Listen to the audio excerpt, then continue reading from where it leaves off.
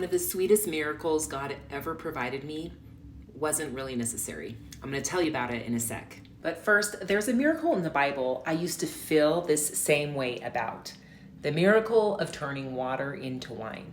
I was like, it's neat, but really, of all the Lord's miracles, not the end of the world if they ran out of wine. But just as I had this thought, the Spirit taught me why it was actually one of the most important miracles. Mary went to Jesus as her Savior. Running out of wine was deeply concerning to her. She had the faith to go to the Lord for something that mattered to her, however insignificant in the grand scheme of things it might seem.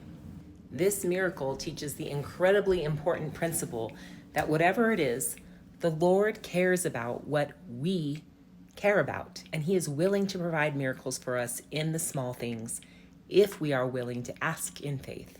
Then I was reminded of a time He did this for me. I was pregnant and had been sick for a long time with very little relief. I was weary. Often the only thing that sounded good to me was canned vegetable soup. I know, gross, right? I went to my pantry, sure I had some, because I had purchased several cases of different soups. I searched and could not find any. So I sat at the bottom of the pantry and cried. It was late at night. I didn't have any energy to cook something. My husband was out of town and I still needed to get my 3 kids to bed. I got on my knees, tried to stop crying, and asked the Lord if He could just somehow let a can of vegetable soup be mixed up in with another case of soup. I knew it wasn't something that was important, but in that moment, it really mattered to me. I got up and went back to the pantry to search.